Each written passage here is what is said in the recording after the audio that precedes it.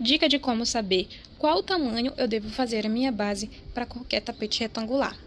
Eu estou fazendo esse modelo aqui pela segunda vez na minha vida, porque eu sempre tive uma resistência em fazer tapete retangular.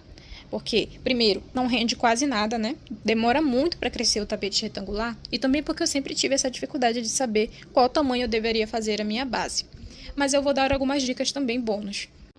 Primeira dica, se você vai fazer um tapete que é muito largo e muito comprido, no caso desse aqui, que é 50 por 70, eu não recomendo que você faça uma base pequena.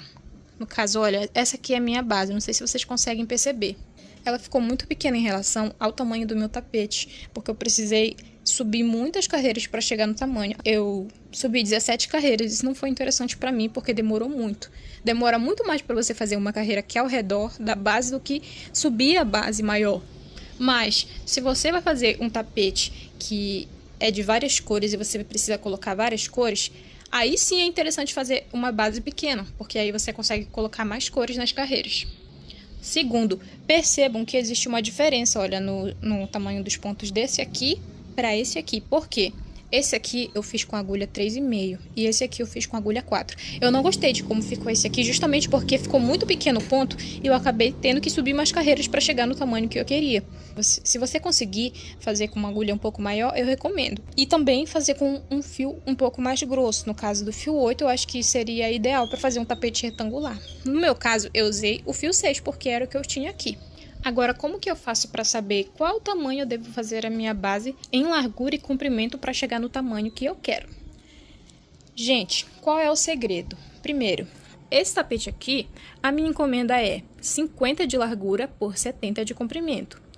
O que eu vou fazer? Eu vou tirar 70 menos 50, ou seja, o meu comprimento menos a minha largura. Ou seja, quanto é o meu comprimento menos a minha largura?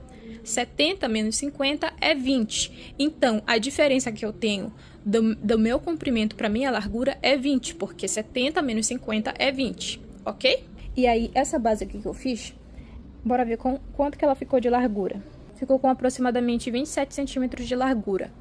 Então, se eu já sei que a diferença do meu comprimento menos a minha largura é 20, eu sei que eu vou precisar fazer o comprimento da minha base com 20 centímetros a mais que a minha largura. Então, se a minha largura deu 27 centímetros, o meu comprimento ele tem que ser 47. Por quê? Conforme eu vou subindo as minhas carreiras, independentemente de quantas carreiras eu fizer, eu sempre vou estar com 20 centímetros a mais no meu comprimento do que a minha largura. Ou seja, aqui eu tenho 27 de largura por 47 de comprimento. Quando eu tiver com 60 centímetros de comprimento do tapete, eu vou estar com 40 centímetros da minha largura, porque a diferença sempre vai estar em 20 centímetros. Mas eu posso dar outro exemplo. Por exemplo, se eu quero fazer um tapete de 50 centímetros de comprimento por 35 de largura, eu vou diminuir 50 menos 35, que vai dar 15. Ou seja, a diferença do meu comprimento para minha largura é 15 centímetros. Então, independentemente do tamanho da base que eu for fazer, a minha largura da minha base tem que estar com 15 centímetros a menos do que o meu comprimento. Entenderam?